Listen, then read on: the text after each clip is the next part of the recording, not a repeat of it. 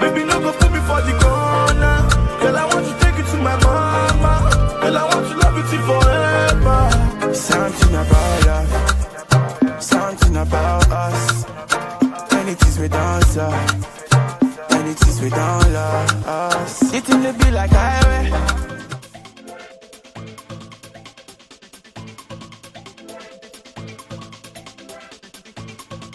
A motorist.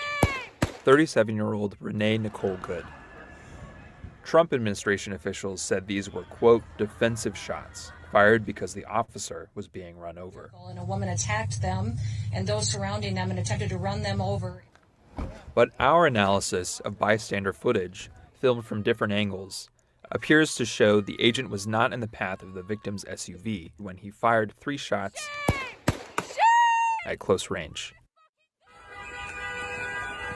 Here's how events unfolded. Moments before the shooting, the victim's maroon SUV is stopped in the middle of the street. Multiple unmarked federal vehicles are idling nearby. Secretary Noem alleged the motorist, quote, was blocking the officers in. Bystanders are blowing whistles and yelling at federal agents. Go home to Texas! Then, federal vehicles start moving toward the maroon SUV, with sirens and lights blaring. A federal agent films the scene on his phone. The driver rolls forward slightly, turning left, then stops and waves for others to go ahead. 2 agents exit this silver pickup and walk toward the vehicle. Moments later, shots are fired. Let's look at the scene again more closely. This is the agent who shoots the driver. You know, Alex, I don't think we need to go into the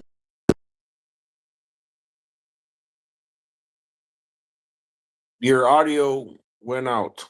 Repeat that. Turn your camera back on. Oh yeah, 1 minute. Okay. I meant your microphone.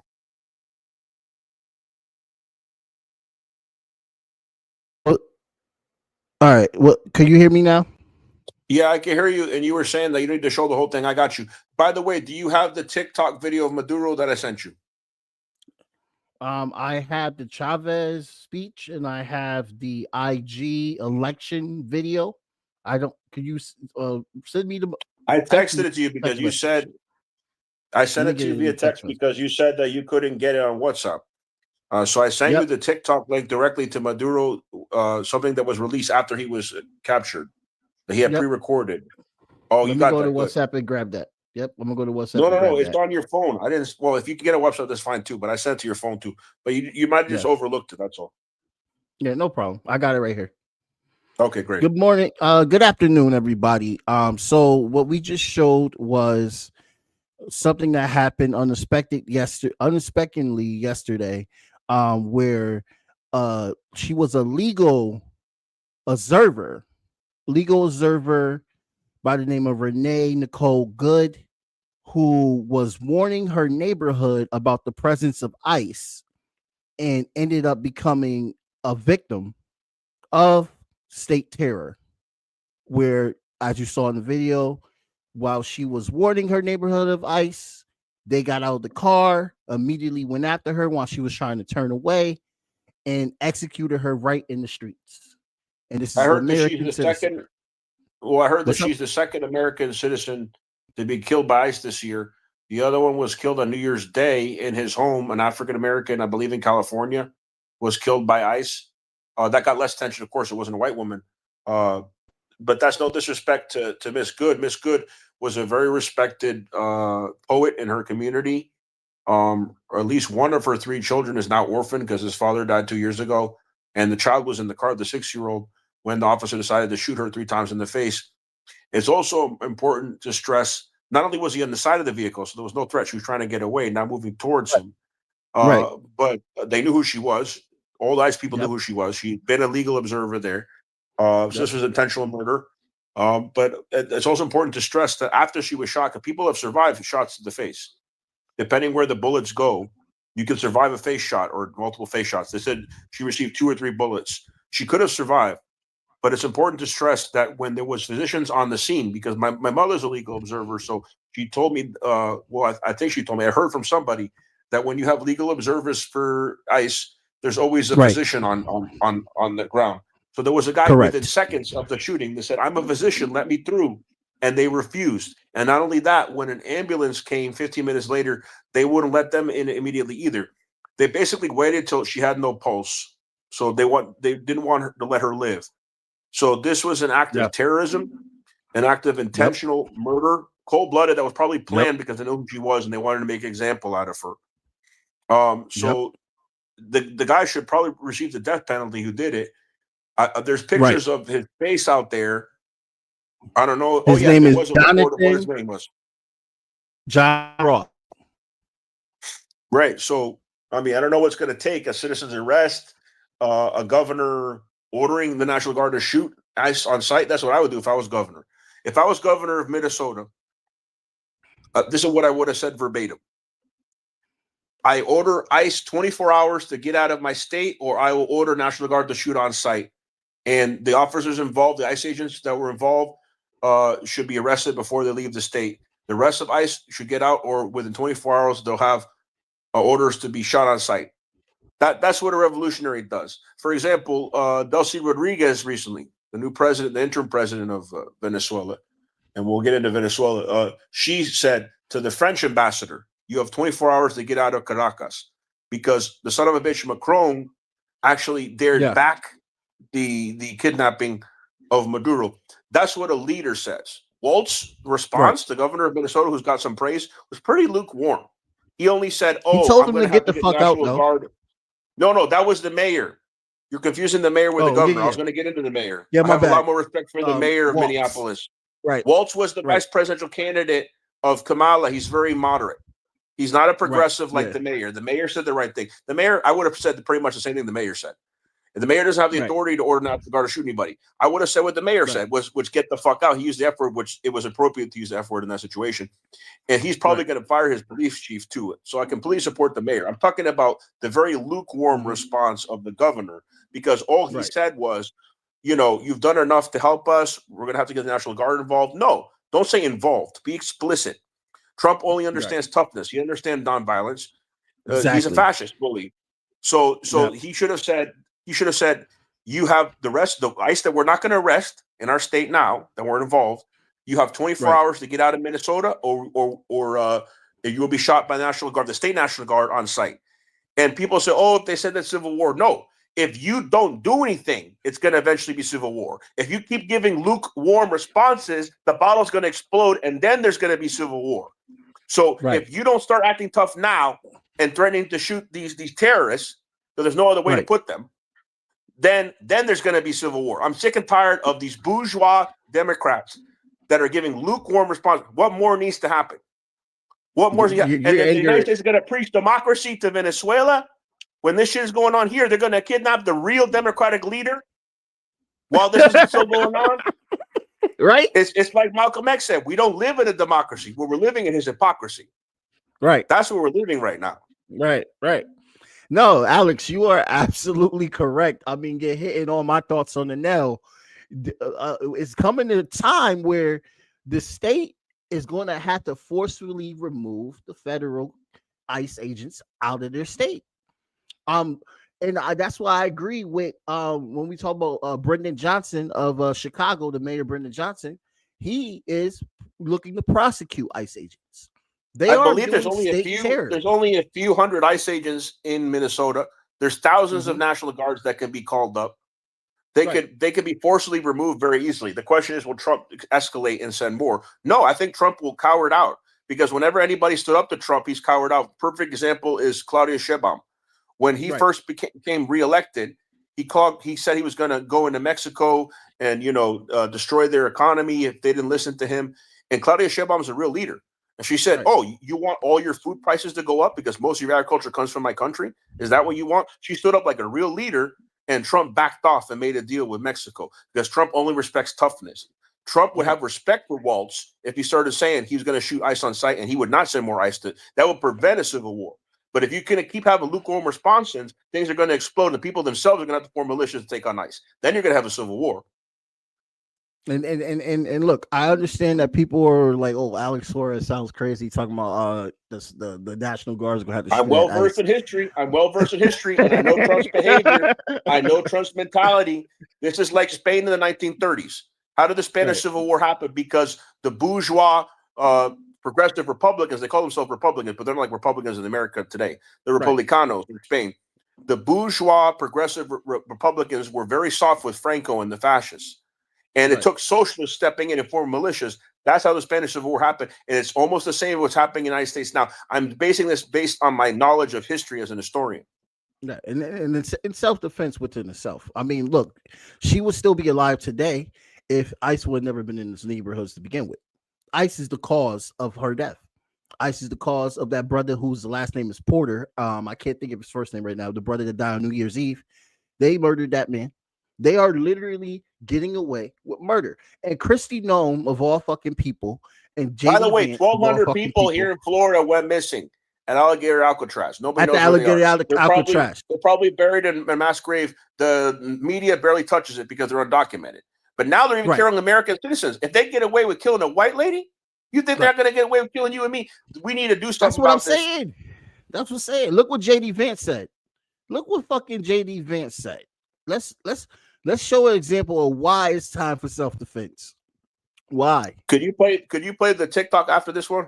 Agency says that the U.S. Attorney's Office has essentially cut off the state investigations agency's access to the investigation. What is the precedent for that, and why shouldn't the Minnesota officials on the ground have access and evidence to work on this investigation? First of all, I wish the state officials in Minnesota would investigate why you have so many people who are using their vehicles and other means to actually interfere with a legitimate law enforcement operation.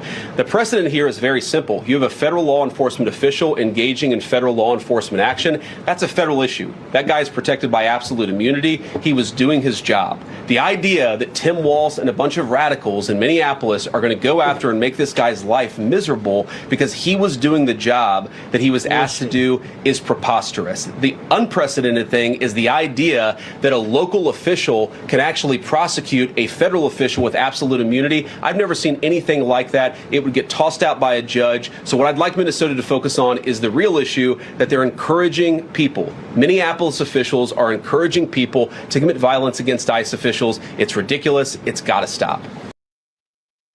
That was the most biggest load of shit I have heard this year. I'm going to hear more bullshit. I only wish Waltz. That's why I want to show a positive video after this, a TikTok one. But I'm saying, like, to call Waltz radical. What parallel universe is he living in? Like, and if Waltz was saying that his National Guard should fire on ICE, it's gonna be hard for him to say people, right? Because you're talking about National Guard here. Let me tell you, JD Vance would probably be ordered by Trump, or Trump himself would give a very lighter statement had you had tough responses like that. But again, Waltz is being too lukewarm. The man I respect right now, I can't think of his name. I recently followed him on Twitter after I saw what he said. I was very impressed. Was the progressive mayor of Minneapolis. He actually put his police chief in his place. He might fire him now. He has the authority to do that. Because the police chief was the first to speak at the press conference. And the police chief said, oh, it appears she was blocking ICE agents. And then the mayor came in and said, whoever saw the video that I saw and didn't see this as murder, it's bullshit. ICE, get the fuck out of Minneapolis. That's pretty much what I would have said if I was mayor. So I have a lot of respect for that guy. And I wanted to say before we go into the TikTok video with Maduro, what we need to do as the working class is exactly what they're doing right now in Minnesota. We need bodies in the street. Whenever you hear about ICE presence, it's happening here. ICE was just here in Jacksonville Beach the other day. They're throughout the country. You don't have to go to Minneapolis. Protest locally. Bodies in the street 24/7 to protect our families. This is the only way we can stop them. And it works when there are bodies in the street. You see them in New York. They run ICE out. By the way, it's better to, I don't know what the laws are in Connecticut when it comes to guns, but it's better to go to a gun show because you can buy in bulk. And they're not as strict about background checks. Well, if you're anywhere in the South, I recommend all comrades go to gun shows to get as many weapons as possible. I plan to get a weapon to take a picture with it, but definitely, it would be suicidal, and as Malcolm X would say, not intelligent for so-called minorities to not arm themselves, especially now. We are in a country where it's pretty easy to get a gun. What's the first thing Maduro did when the latest threat happened? He went into the communities and gave free rifles to the working class. What kind of dictator is that? He's going to give rifles to the people that would overthrow him because he has faith in his people. Why do you think the United States has not sent anybody but a Delta Force in there, an act of cowardice in a pre-dawn raid? Because they know that they would be massacred by the militias who are real fighters, including women, female Chavista fighters. The new president's a woman. So those people that are armed, the U.S. knows it would be a massacre for them if they win in it. Because again, Venezuela is not Panama. It's not 1990. It's not Noriega. We're talking about Maduro, a democratically elected leader in a new time. Yep. And on that note, let's play this video right here.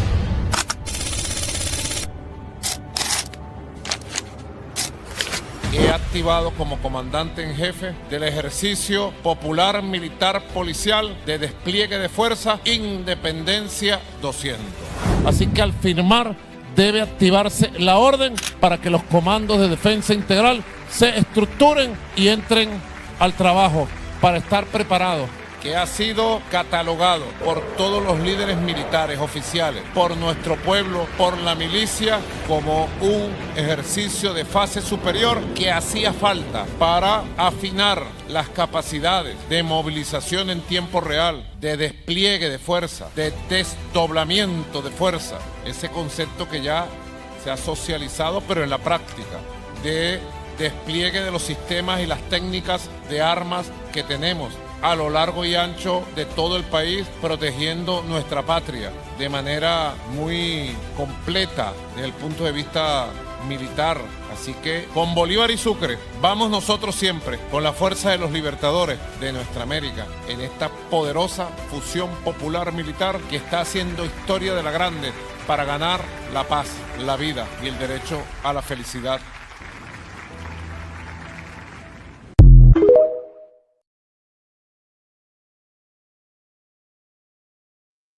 Am I unmuted? Yeah, there was issues with the subtitles. So if you could explain to us. Yeah, I can explain what he said, but at least we could hear Maduro's voice. This was pre-recorded just to give it the context. So Maduro was considering all eventualities, things that could happen. I even got one recording sent to me that I haven't verified yet, which is why I didn't share it with you, but it sounded like Maduro one recording, because you know with AI things can be messed with, but it sounded authentic. Yeah, It sounded you like gotta be things he would careful. say. Right, But yeah, right. so until it's verified, I wouldn't necessarily share it. But I got one recording that sounded like what Maduro from captivity had gave that they snuck out. Maybe he was Mhm. friendly with one of his guards and they let him record it because Maduro's very charismatic. We talked about that Yeah, in the show the other day. right. But or it could have been like a eventuality because Maduro's very intelligent, so he was thinking, you know what, if they do capture me, let me record this in case that happens. So, but anyways, this particular one was him activating the Civico Militar. So when I was in Venezuela in late 2021, I asked him about that. I said, "What's the Civico Militar thing all about?" And so the translation for that is the civilian military unity, La Unión Cívico Militar. And they said it's not like in the United States. When we see military police in our community, we feel protected from the garimbas, from the terrorists, the white elite terrorists that come in and try to throw Molotov cocktails on these people. When they have the military police, because they're cowards, they're bullies, they're fascists, they're protected.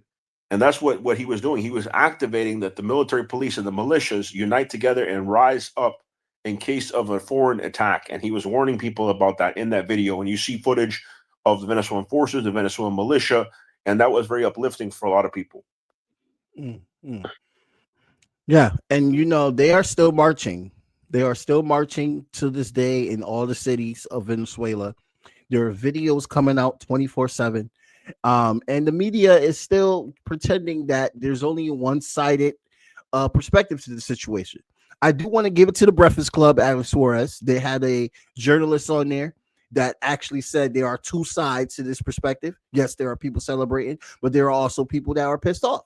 There are also people that are protesting. And I gotta give it to the Breakfast Club for that. Most of those people are in exile, though. Yeah. That's what I said in the last interview with Tommy Nation. I'm like, a lot of these people that are celebrating, they don't even live in Venezuela. And some of them got German ancestry. Well, not only that, when I was facing off with the Squalidos, the Garimbas, the opposition, the exiles in D.C. and protecting the embassy in 2019, when that was going on, I asked some of them where they were from, and they said, "Oh, I was born in Miami." So their parents could have been Venezuelan, but they never probably even been to Venezuela. Right. And And you know what I told them? Hold on. You know what I told them to their face? Because at that point, the only people that remained in the embassy were the final four. So that was Dr. Margaret Flowers, Dr. Adrian Pine, Kevin Z's, of course. And I'm trying to remember the name of the fourth comrade. He was in Venezuela with me. It's been a while since I thought about that. But anyways, well, I think about Kevin a lot, but it's been a while since I thought about all four. I was very close to Kevin. But when that was going on and I was at the embassy as well, like I would tell the Venezuelans in Spanish to their face, and Margaret Flowers knows Spanish, so does Adrian Pine. So they were there in the window understanding what I was saying. They were probably translating what I was saying to the other two. And I was telling them, I said, those people up there are more Venezuelan than you. They are here defending your country against sanctions. Right. Some guys like, oh, my grandmother's starving. I said, this starvation that you're talking about, these economic problems, is caused by the sanctions. And I said, you're sanctioning the embassy right now, putting them under siege, causing them not to be able to get food. That's what the United States is doing to your country. You're doing this at the behest of Trump, who's going to betray you. I said that to them. Trump's going to betray you. Exactly what's happened. Many of them are deported. Just the other day in New York, after Maduro arrived, they deported more Venezuelans that went out to celebrate. Temporary stay Trump has been doesn't revoked. give a damn about you. Yeah. Temporary stay have been revoked. And when we look at the situation in Caracas Cubans right now, too. Cubans have always been Republican. These Cubans, and in they're Miami, getting deported too, all over the country. Right. And so some of his most avid supporters are now turning against him. And I'm not saying they're great people. They're xenophobic. They're fascists. But now they're like, we have to look for different fascists now because Trump's deporting us. And Marco Rubio is going along with it, who we should call, of course, Narco Rubio, because he comes from a family of narcos. Right. And Maria Machado is still not installed. And she's on YouTube preaching to the choir. Because even Trump knows that no Venezuelan would accept her in the country. Right. She will be overthrown the next day. So here's where we're at. We had the Maduro administration still in power with Delcy Rodriguez as the first woman president ever in Venezuela. And we have our Navy with whatever they could bring up together surrounding Venezuela. And that's it. So we're back at stage one, basically. They have not progressed to any other stages of regime change or anything. Nothing has been accomplished. Well, let me go into chronologically what happened since the raid. Yeah, because a lot of people don't know the facts that I know. Yes. A lot of stuff has not been. By the way, published let them in know English. that you have on ground information from Chavistas so they can understand your source. Yep. Well, I'll put it this way. When I was one of the few Americans that were permitted to go to Venezuela in 2021, I went with the credentials of two top Chavistas who wrote diplomatic letters to let me into the country. One of them was the number 3, who's now the number 2 in Venezuela, General Cabello. You see Cabello in a lot of the scenes with Delcy Rodriguez lately. Right. And the other one was the brother of Hugo Chavez, who's the ambassador to Cuba. Both of them, when they found out I was coming, wrote diplomatic letters to help me get in. So that was the connections that I had then. And like I told you, a recording of my voice was played on presidential radio. That's radio that Maduro plays for the masses. So Maduro knew about me.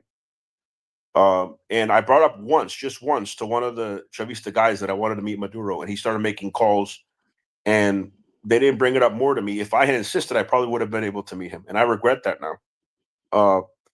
But I'm sure he will return to power, and there'll be other opportunities to meet him. But let's go into the what happened chronologically. There's a lot of conflicting reports. I'm kind of skeptical of a lot of reports that I hear too, because they turn out not to be true or AI. So I'm just going to tell you the facts that I know for a fact happened. In a cowardly act, a pre-dawn raid, in the early hours of January 3rd, a Delta force went in. And when they came in on one of the helicopter gunships, Venezuelan forces fired back to the point that ship was not able to land. Over 100 people died that day, including 34 Cubans who were part of the presidential guard. So none of them surrendered. All of them fought till the end. And Venezuelans were among those guards, not just Cubans. And among those wounded were Maduro and his wife himself. His wife had a number of broken ribs. I believe at least 2 broken ribs. And Maduro was shot in the leg. And so you see in the footage where they're taking Maduro out of the ship and out of the plane, that he's limping.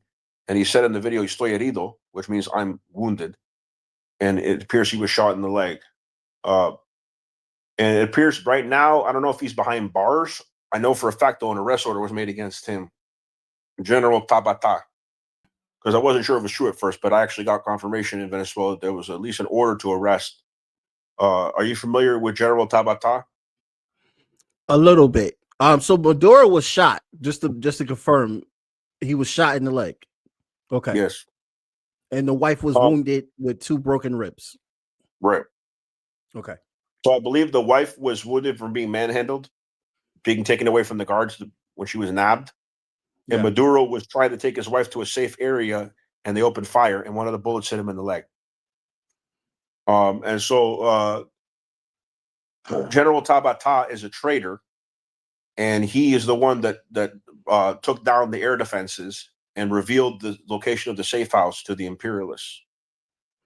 He was one of the top generals that probably for the $50 million bounty had done that act of treason. But I heard he wasn't able to get out of the country, and he's either in hiding or is about to be arrested. But Delcy Rodriguez has already made an arrest warrant against him. So the reason why a lot of those helicopter gunships weren't able to be shot down is because the air defenses were shut down by this general, and the electricity went out as well, and there was confusion. It was a surprise attack. Right. But again, even with all of that, some soldiers were able to fire back, and one of the helicopter gunships was not able to land, and they had to kill about 100 people. I don't know how many wounded to get 2 people out. So that shows that Venezuelans were ready to resist their president from being removed. And an amazing pictures that I saw, and it's not AI, they're authentic pictures. There was, I believe, a Hispanic man, so he spoke Spanish with Maduro, that arrived. He was one of the police officers when Maduro arrived in New York. And there's not only pictures of him smiling with Maduro, there's other pictures I saw of him removing the handcuffs and of them hugging. And these are not. This is not a person that Maduro met before. This is because of Maduro's charisma. And so that's why I said when I heard that recording of Maduro, if that's verified, I wouldn't be surprised if one of those guys wanted to help him out because he was that charismatic. And so when you see pictures of Maduro, despite his wife having beaten up, despite him being shot and kidnapped, and all his comrades around him, his guard being killed, the fact that he's smiling, some people don't understand. That's the Chavista defiance. That sarcastic smile is him showing that I'm still here, I'm still okay, despite everything you did to me. That is the dignity of the Chavistas. And he is pleading not guilty. And he did. The federal government backtracked on the existence of the cartel that they said that he was a part of. Well, yes. And also, it's important to understand the reason why his wife and him didn't ask for bail is because, again, Chavista dignity. Why give credibility to the courts and pay a bail? They went back to jail. Are they getting the medical attention they need? Not that I heard of so far. I don't think so, no. Not in those jails. And the place where Maduro's being held in Brooklyn is like top criminals have been there. Like it's not going to be safe for him. Right. But I doubt that Trump would want to poison Maduro because he wants to humiliate him in court. But in the end, who's going to be humiliated is Trump. Now, Dan Kovalik said recently, because he's a lawman, he's a law professor. He'll be on the show next week.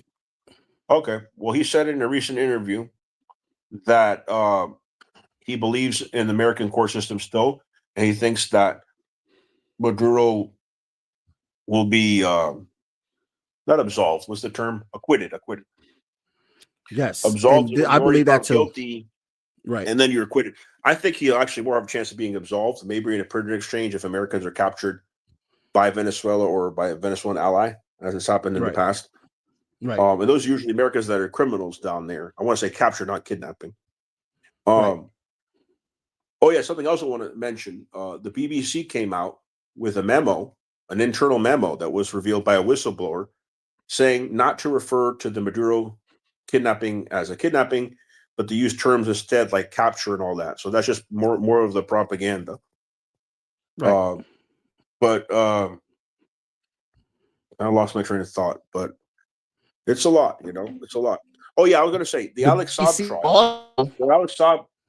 What's that? Oh, before you go to Alex Saab, BBC also came out with a report showing that X was driving videos of Venezuelans and the FIFA and other celebratory events and saying that this was them celebrating, and the community notes were debunking it, and these people still had these videos up.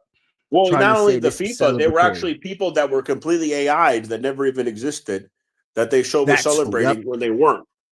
And they were saying these were people inside Venezuela. As soon as they said that they was inside Venezuela, I knew they were full of shit. If anything, were people in Miami, but they used AI as well. This is the point I'm trying to make about Alex Saab. I don't think Dan Kovalik followed as closely the Alex Saab trial as I did. He certainly knows more about the law as me. But remember, in the Alex Saab trial, they had no evidence either. And they still convicted him. They convicted him, and they had to wait for a prisoner exchange for him to be released. So even with no evidence, I wouldn't be surprised if Maduro is convicted. But the question is, if Maduro walks, hear me out. Though. Yeah, go ahead. One of the charges that remains, because we already said they got rid of the cartel de la Sol BS, but one of the charges that remains is having machine guns. And that's just such an absurd charge. Like, so any country that has machine guns could be nabbed by the United States now? Exactly. It makes no sense. Yeah. So I wouldn't be surprised if they convict him of having machine guns, because probably the judge is going to be like, tells the jury, like, well, we know he has such and such amount of machine guns in Venezuela, so you have to convict on that. And what was the other one? None of them, the charges are human rights violations, interestingly enough. And if I became a witness, for example, because I'm an election observer, so if they needed me to be a witness, I was almost a witness on Alex Saab trial. But, if they needed me to go to New York overnight and be a witness, for example, to show how democratic Maduro is, therefore he has diplomatic immunity, if the prosecution asked me, something like, have you ever been critical of Maduro? To my economy, we look biased. I would say, yes, I have been critical of Maduro. And they would be like, how so? I would be like, you know, and by the way, we're probably gonna have to take this down if I do go to New York. Because I don't want the prosecution to know what I'm gonna say in advance. But I would probably say, yes, I have been critical of Maduro for being too soft on the opposition, for being too diplomatic.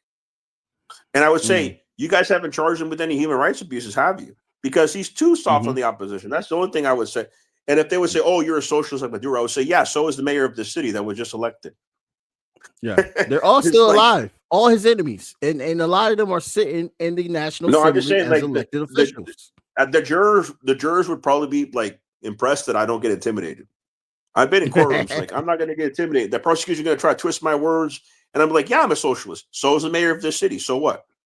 And yes, I have been critical of Maduro. Like, let me put them on the stand, man. Let them put me on the stand, bro. They'll see. Like, this is no joke, man. He's a very democratic leader. We have 500 internationals that observe his elections, the regional elections. Several that I think a little less in the last time around. It was hard to get in. It was like 300 observers for the presidential elections last year. There's still a significant amount of internationals. You know, and probably the reason why also it was a little less is because the Carter Center started saying, not the Carter Center, the EU started saying shit they shouldn't have. The EU was trying to dictate Maduro what candidates he should have. Yeah. So what country is going to tolerate somebody like Miriam Machado running for office? They still had Mundo from her party run, but who's going to tolerate? And by the way, he's got a bad history too. Mundo was in, I believe, El Salvador. He was one of the Venezuelan CIA trainers of the death squads there. Right. So Mundo's got a shady past. Very awful man. Very awful man. But Machado, like, what country is going to tolerate somebody running for president that's called for a foreign invasion? I said to Maduro, not personally, on Twitter, like I tweeted at him, I'm like, Maduro, why are you letting Guaido, why are you letting Machado walk the streets free of Venezuela after all this treason? And Guaido didn't even try to run, by the way. Machado was disqualified, but Guaido never even tried to run for office. They boycotted the elections. But people are so ignorant. They're like, oh, they ran and they won. And it's like, no, Machado didn't even run. What are you talking about? And it's like they had no candidate. Yeah, they had a candidate. They had a Mundo. Who do you think the fucking Mundo is? Yes. And he lost. Because nobody likes that old guy. He's a freaking fascist. But it was close. It was like, what, 4 points? I don't know. Like, but what I do know is that the most extreme parties, like Voluntad Popular, which ironically means popular will, the most extreme parties are the ones that end up being backed by the United States, the ones that many Venezuelans reject. And other parties that are not Chavista, that are more moderate, like Acción Democrática, which means democratic action, they win some regions. They won Barinas in 2021, well, in early 2022, because they had to do a re-election. But they ultimately won in the hometown of Chavez that had been under Chavista control from 1998 to 2022. So if you're a dictatorship, how are you going to let the opposition beat you in the homeland of the founder of Chavez? This is what I'm saying. So, yeah, it's like then they want to say the elections are valid because they won. Because you won, you're saying it's valid. When you lose, you're a fucking sore loser and call for foreign invasion. These people are pathetic. Right. Let's show them the video of how elections actually are ran in Venezuela. This is the educational part. By the way, there was an American activist who was recently arrested in the middle of an interview saying good things about Maduro, who had just been in a peace summit in Venezuela. Where's the democracy? Where's the democracy? ICE agents are killing American citizens, and one of them being arrested for saying nice things about Maduro. And then we're going to try to preach to Venezuela how they should run the democracy, take their president from them. This is the hypocrisy, man. Literally crazy. So, guys, this is the election analysis from a influencer who was very educated on how the election went. So let's check this video. I'm sure you've heard that the Venezuelan elections are illegitimate and that Maduro is a dictator. But let's look at the facts and how their political participation actually works. Since 1998, Venezuela has held 24 national votes, which is one of the highest rates of democratic participation in the world. But remember, legitimacy is built by the people. The real source of the government's legitimacy is the organized participation of millions of people, and that goes beyond voting to include social justice missions and grassroots bodies of people's power called communal councils, which administer society from the bottom up at local levels. Venezuelan communal councils are grassroots, neighborhood-level organizations implemented by a 2006 law to empower citizens in direct democracy. They manage local development, services, and projects like infrastructure, health, and food, forming a base through community self-management. These councils are typically groups of 200 to 400 families in urban areas, or around 20 families in rural areas with elected community members for different branches. With the ultimate power residing in citizen assemblies that convene weekly, they bring legislation to the National Assembly, which holds sessions throughout the year. The voting system is robust and clear. It uses a biometric authentication. It uses 16 separate audits per election and a paper ballot backup. In 2012, President Jimmy Carter even called it the best in the world. So the 2018 presidential election was observed by an international mission. Even though the right-wing opposition begged the institutions to stay away, the mission that came consisted of the African Union, represented by an ambassador from the United States, as well as a delegation of the Council of Electoral Experts in Latin America. They wrote that the elections were very transparent and complied with international parameters and national legislation. The result that emanated from the CNE is a perfect reflection of the will of the Venezuelans who went to the polls. Crucially, the right-wing opposition only claims fraud when they lose, and they repeat these lies enough until it is seen as fact. They participated in and accepted results when they won the National Assembly in 2015, and even accepted governorship after the 2017 regional elections, which now they call those illegitimate. The evidence shows that Venezuela's electoral process is lawful, it's people-powered, and it reflects the will of its voters with a high turnout. Don't let pedophiles, Zionists, and wannabe billionaires from the diaspora justify another war for oil.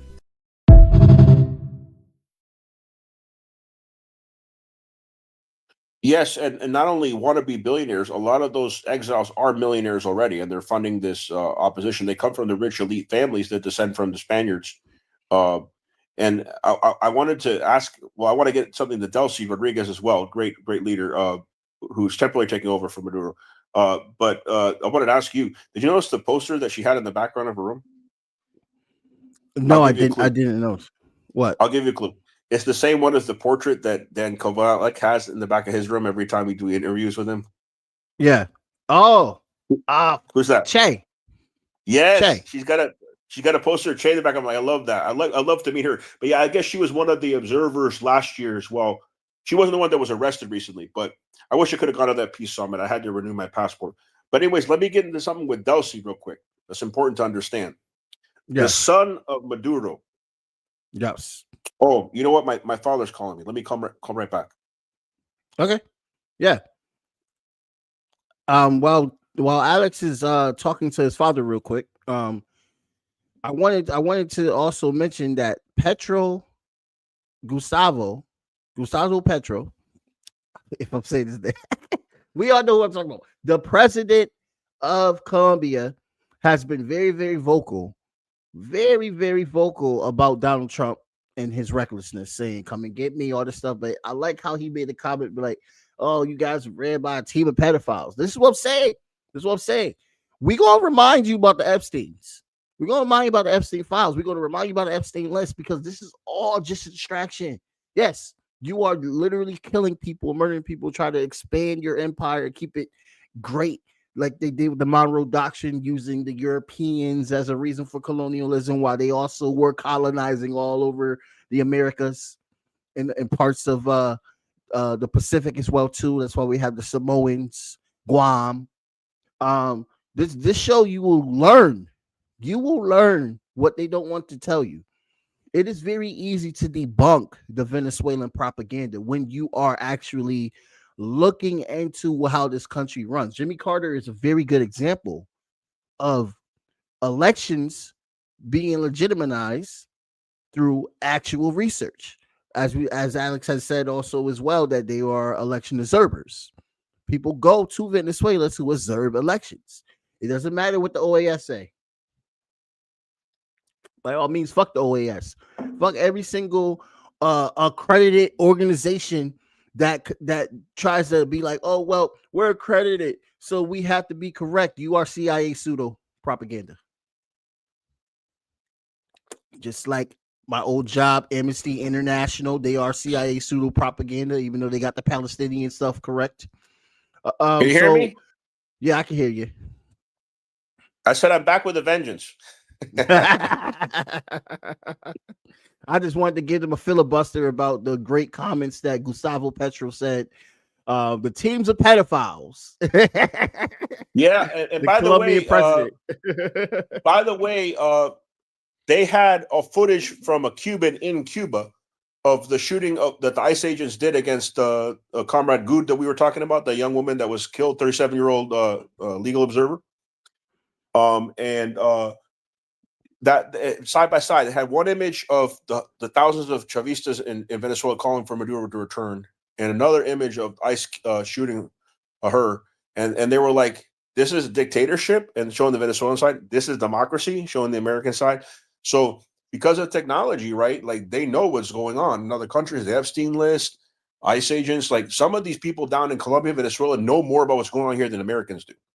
Right. But anyways, let me get into Delcy. Yep. Let's talk about Delcy Rodriguez. Yeah. So in relation to Maduro's son, because this is very important right now as well, what's going on with the Chavistas there. So there was a rumor that was spread.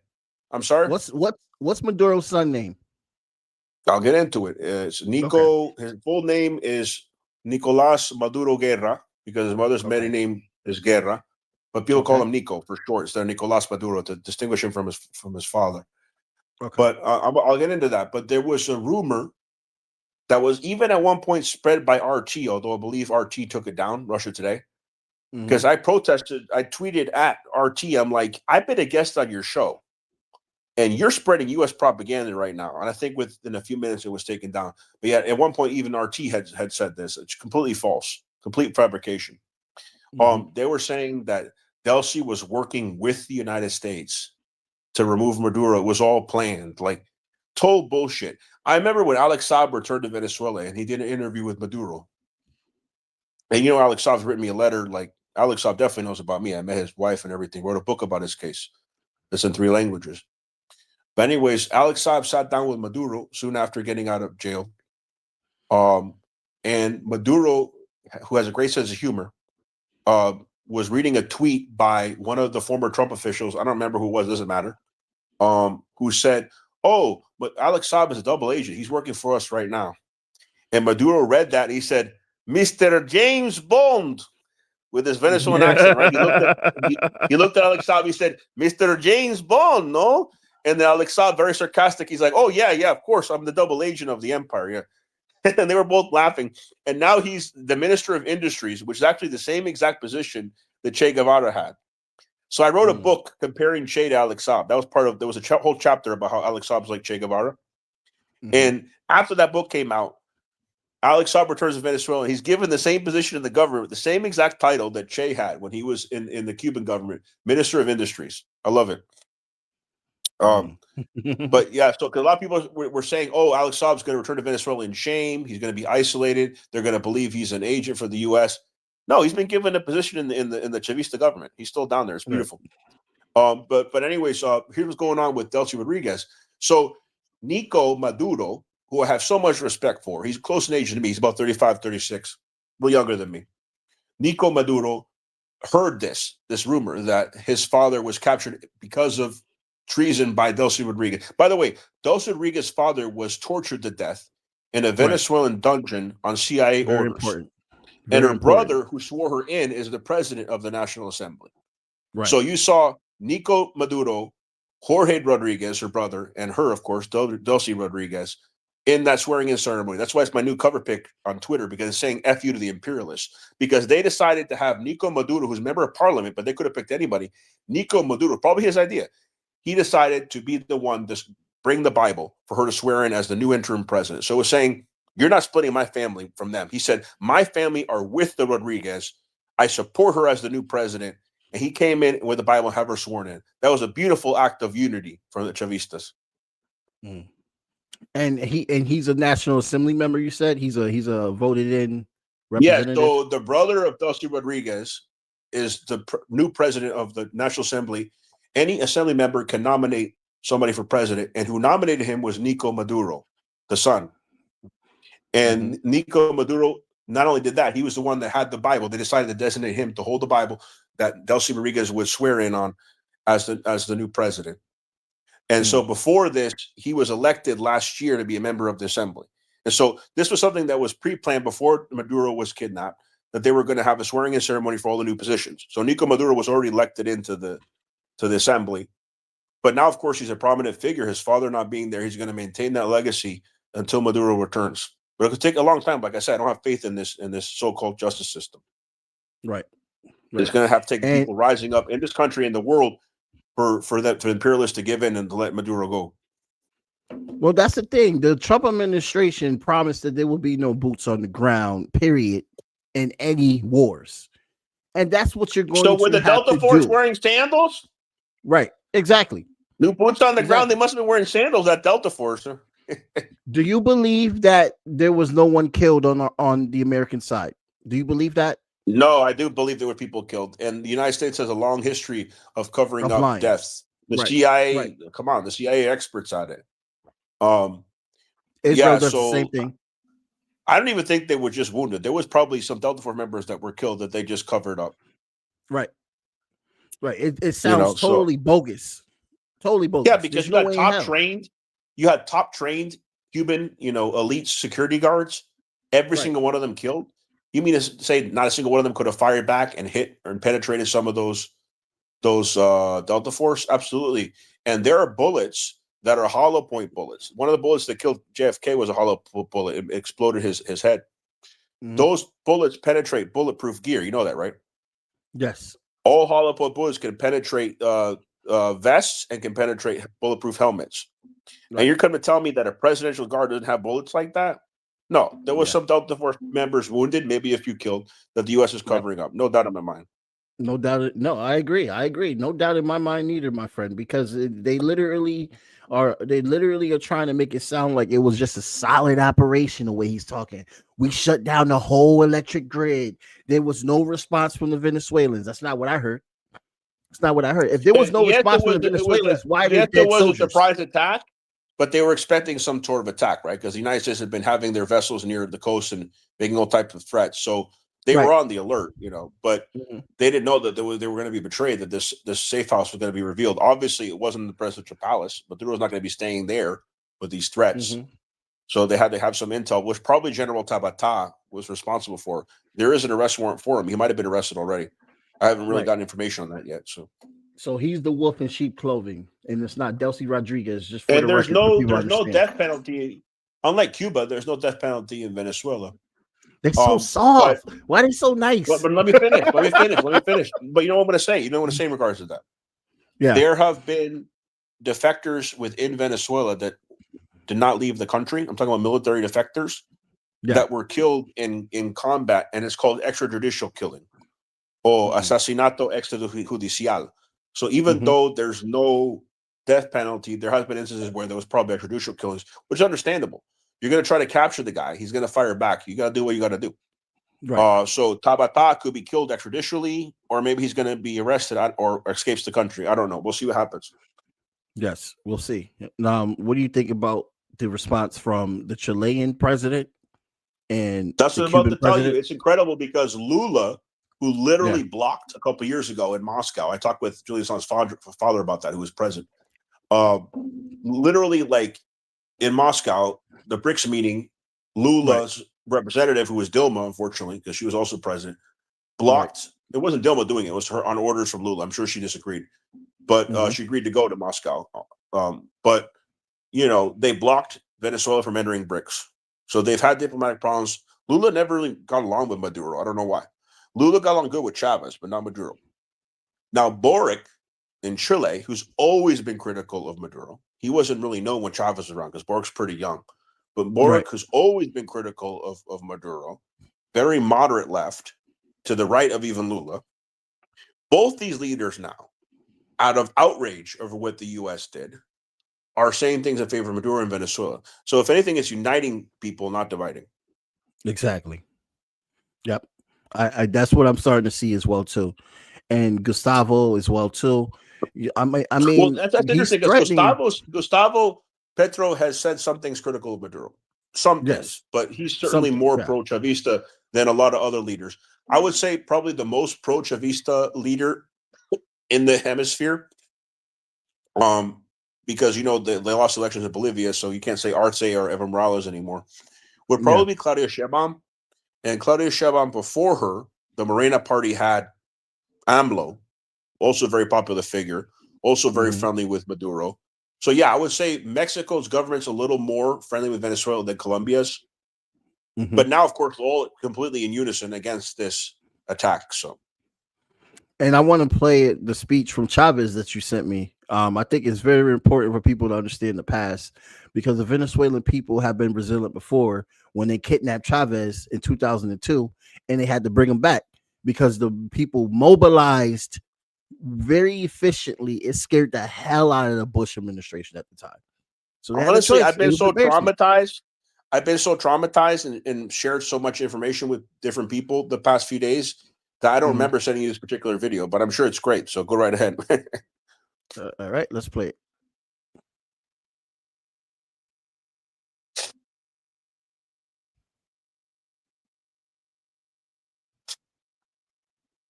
One second. Acusando a ti de narcotraficante, a ti, directamente.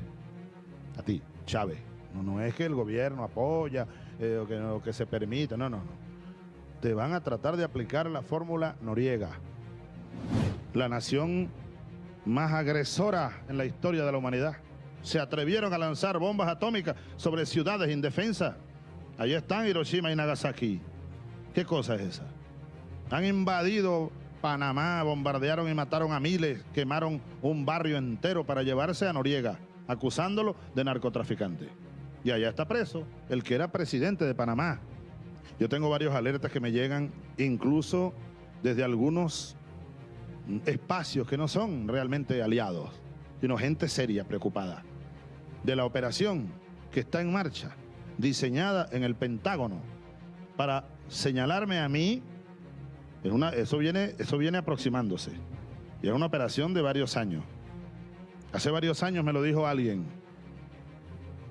Me dijo, te van a terminar acusando a ti de narcotraficante, a ti, directamente.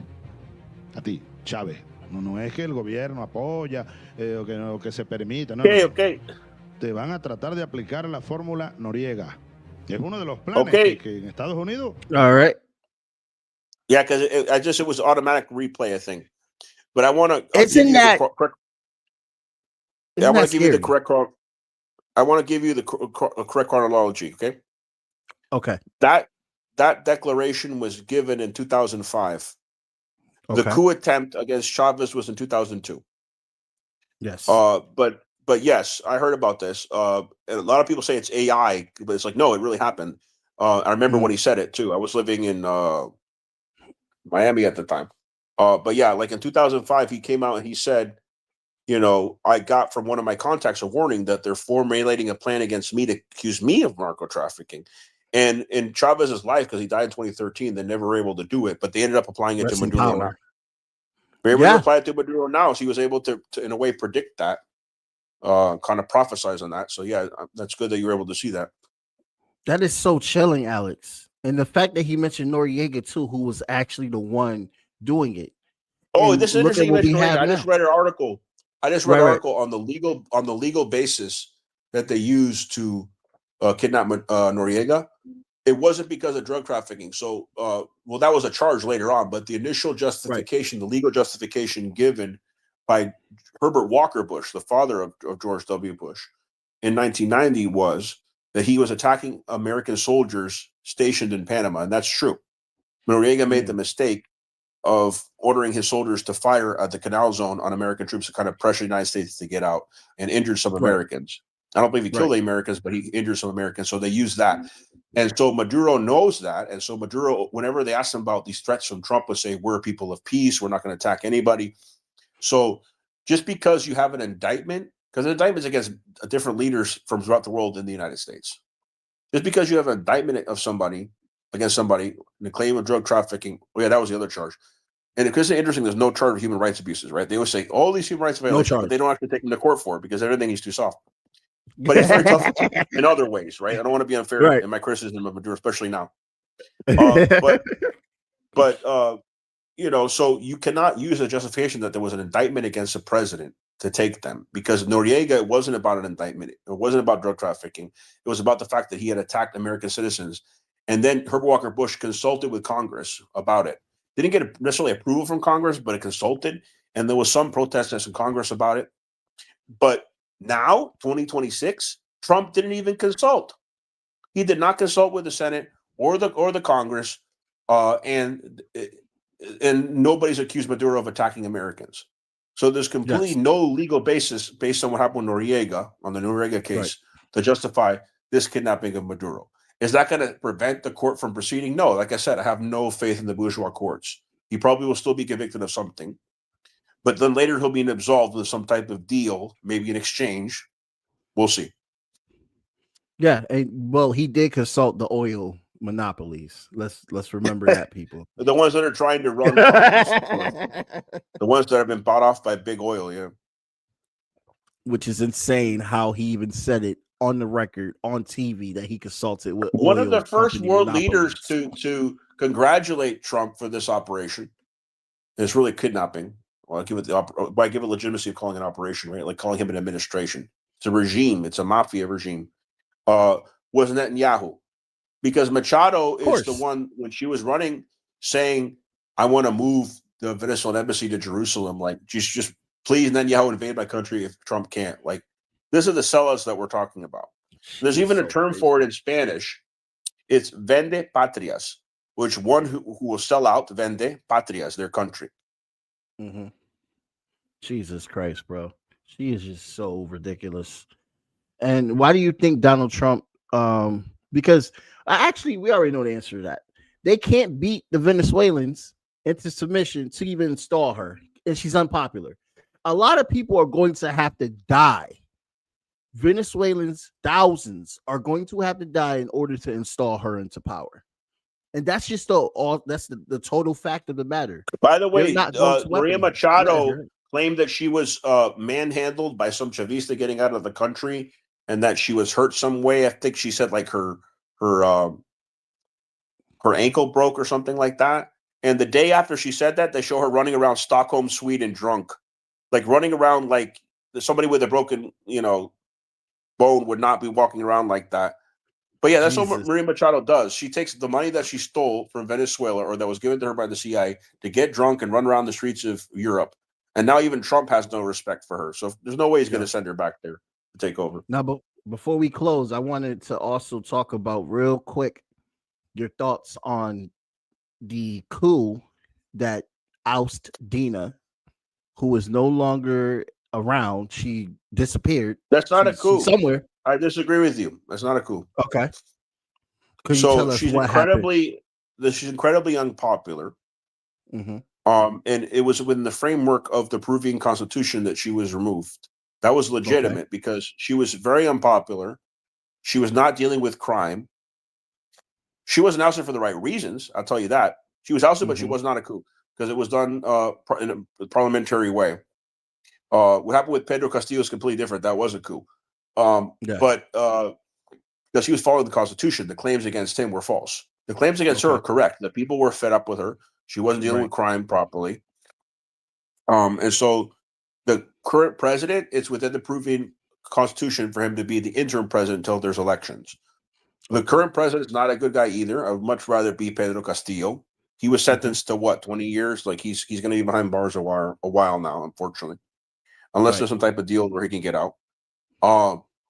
But with her, it was done constitutionally.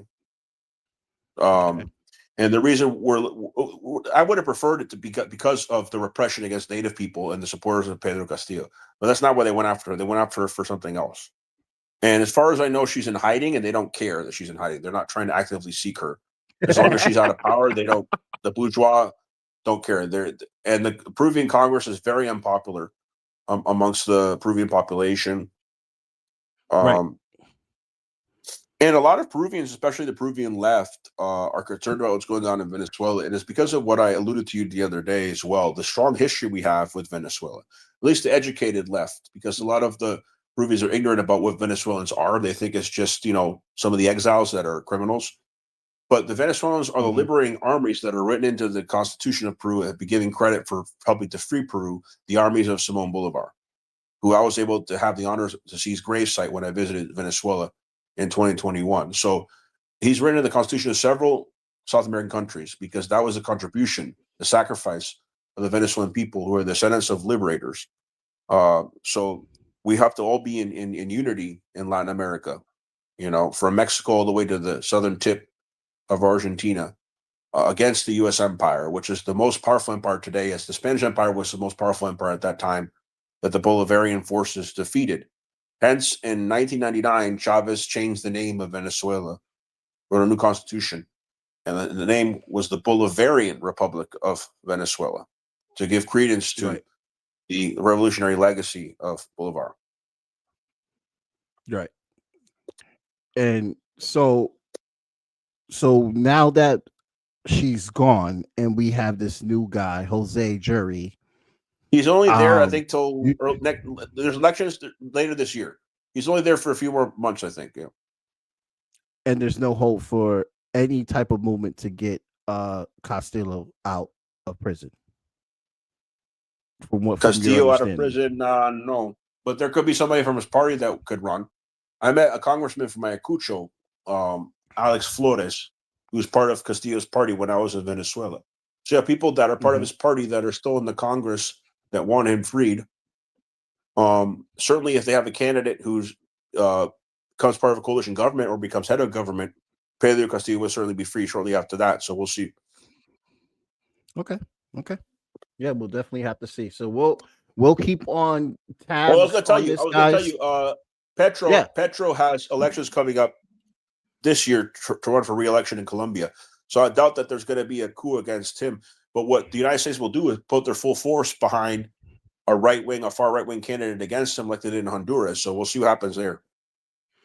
Yeah, that whole election in Honduras is still stalemate, right? There's no they ultimately they didn't return the pardoned narco that Trump was trying to push in there, but his party won the election in the end without the recount being full. They canceled the recount because of pressure from the United States.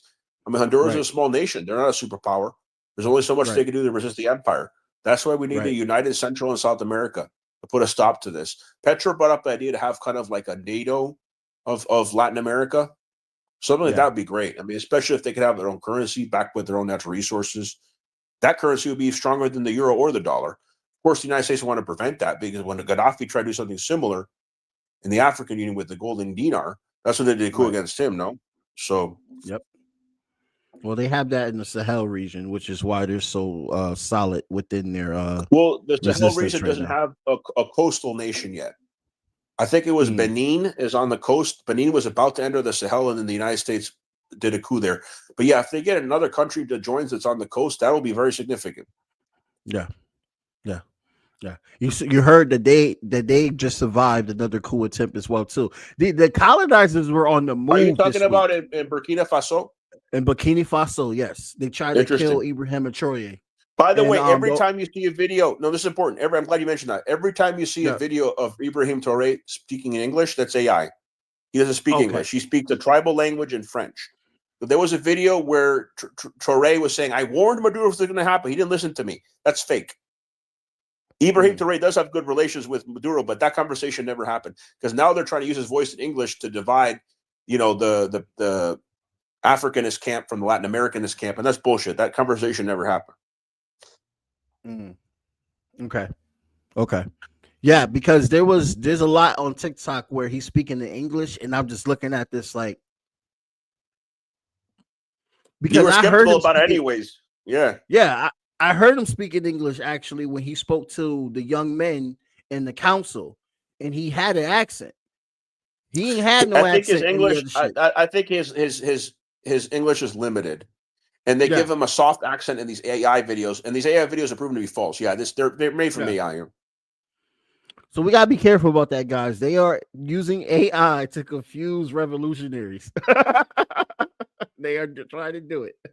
That's why you need a revolutionary education. If you knew the history of the Rodriguez family, who are very respected Chavistas in Venezuela, you would have no doubt to the credence of these lies that Delcy was going along with the U.S. in the coup. So you have to have a revolutionary education before you can make judgment on these movements. Yeah. So guys, this was a good episode. This is the end of our 2-part series on Venezuela. and the kidnapping of Maduro. We are going to be ending season 6 on Sunday with another interview. Thank you so much, Alex Suarez, for coming on, brother. By the way, you are always welcome. This is my former co-host from Unsavory Politique, guys. So go follow him on Twitter. And also, where else are you? You just Twitter you're pushing right now? Just X? Politically, I'm just on Twitter because I have a lot of followers there. I have about 2.5 thousand followers. I'm known as like Al Suarez on there, but in my headline at Twitter, it says Alex Suarez. I think it says revolutionary author or something like that. So, keep in touch. And, we need to spread the truth to the youth so they don't get confused about what's really going on. So they can get that revolutionary education that they need. Yep. And please don't forget before we close out, because we didn't mention Palestine, but we support Palestine. Well, here. I did. I said that Machado's a Zionist. Straight up Zionist. There is no Israel. When I mention Israel, I mean Palestine, because there is no Israel. All that land is really Palestinian. Yep. Please support and please donate to PAL Crisis Relief, which is on IG. They have a GoFundMe page. They have already surpassed their $100,000, and they're trying to raise another $100,000. They have literally helped over 100,000 displaced families in Gaza. And if you're not seeing the clips of what's going on in Gaza, they're literally almost underwater. The tents are being submerged by water right now. It's a very harsh winter they are going through. So please give them the money that you can give. If you know somebody got more money than you, please tell them that they have to donate to this fund. It's ran by medical students, and also volunteers around the community that are organizers. So it will go right into the right hands, and it will help these people live a more comfortable, the best way they can. Is because everything's destroyed, but give them some type of comfort in such a hellish time with the Zionist state. So please donate to PAL Crisis Relief. And after that, I have nothing else to talk to you guys about. So unless Alex Suarez, you have anything you want to bring up before we close? I just want to say that mutual aid first started the French Revolution. It's a great act of solidarity, mutual aid, and giving to those causes. So I definitely support that. Yeah, thank you so much. I'll talk to you later, Alex Suarez. Good to see you, my friend. And to everybody out there on the airwaves, have a very nice day. And please keep being revolutionaries. Keep fighting. Blank period, yeah. On my black, brown, and indigenous. Gotta holler if you really feeling this. Gotta holler if you really real enough. Other rappers is delirious. Yeah, it's really that serious. Better holler if you really feeling me. I gotta keep it 100, ayy. If you don't like it, then fuck it, ayy. We gonna win in the end, yeah, we gonna live in abundance. I gotta keep it 100, ayy. If you don't like it, then fuck it, ayy. We gonna win in the end, yeah, we gonna. I gotta keep it 100. We gotta stop all the stunting. You know we coming from nothing. Yo, you talking about money, you bluffing. We gotta do something different. We gotta change how we live in. We gotta do better for women. We gotta do better for children. We gotta listen to victims, whether Jewish or Muslim or Christian. It doesn't matter your religion. You gotta stand against the system, or else you just another villain. How you just sitting there chilling?